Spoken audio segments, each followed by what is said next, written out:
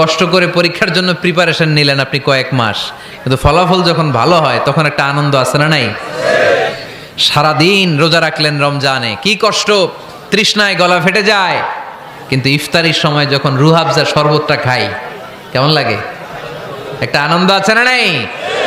এজন্য আল্লাহ বললেন فَإِنَّ مَعَ الْعُسْرِ يُسْرًا إِنَّ مَعَ الْعُسْرِ يُسْرًا।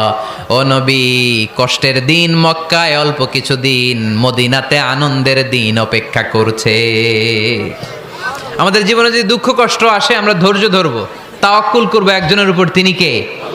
কারণ আমরা বিশ্বাস করি কষ্টের দিন এটা চিরকালের জন্য নয়, সামনে আনন্দের দিন আমাদের জন্য সেট করে রেখেছে কে?